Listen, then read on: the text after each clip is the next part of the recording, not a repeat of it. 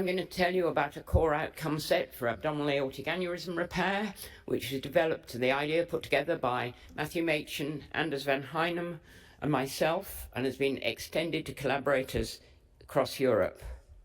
I have no disclosures. Particularly in this age of burgeoning new information and new data and many new journals available, evidence synthesis, particularly for guidelines, becomes ever more challenging. And it becomes challenging too because people use different outcomes and you have to try and compare apples and pears. The COMET initiative is one that tries to produce standardized outcomes that can be used by all, facilitate evidence synthesis, and represent the needs of all stakeholders. Who are the stakeholders in abdominal aortic aneurysm repair? Well, the principal ones are obviously the patient and the surgeon. But there are many others with interests that are often not voiced or published.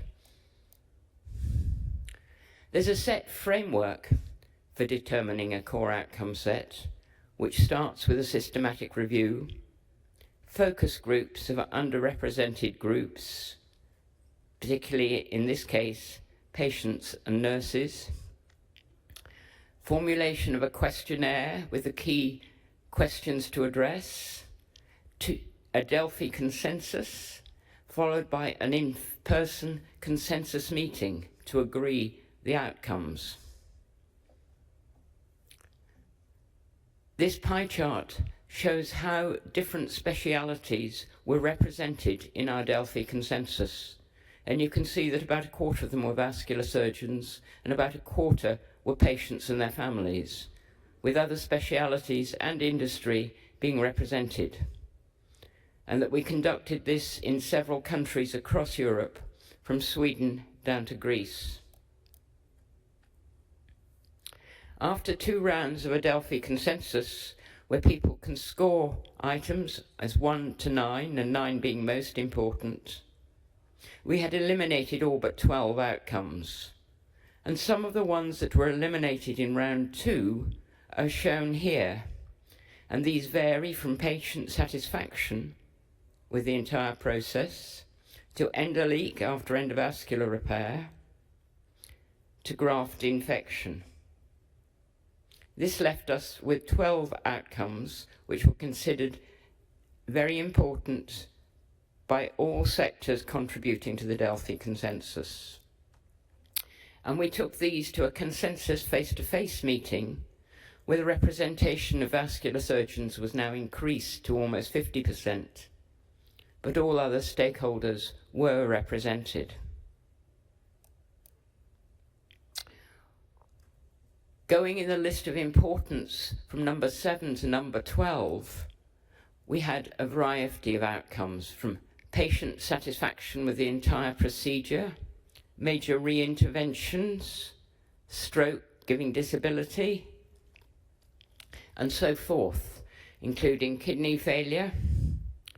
And the one that caused most concern at the consensus meeting was bowel ischemia. And this raised concern because bowel ischemia was considered more important than limb ischemia, and many of the surgeons did not approve of this. And none of these outcomes were unanimously supported at the consensus meeting. There were 6 outcomes that were unanimously supported at the consensus meeting, and there's one on this list that may well surprise you. There was aneurysm rupture after repair, both long-term and short-term survival, quality of life, and the surprising one, at least to us doing this work, was the recovery to the same mental functioning as before repair. And this was an outcome brought in by patients through the focus groups. And relating only to EVAR, the specific one of continued aneurysm growth or sac growth after repair.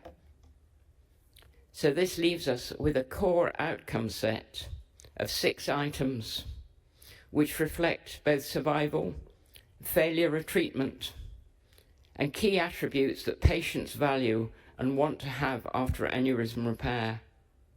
and we do hope that the use of these in the future will facilitate much more rapid evidence synthesis as we continue to assess new developments in this field. I'd like to thank the audience for listening at this early time of the morning, and particularly all our collaborators and people who put in to this work. Thank you.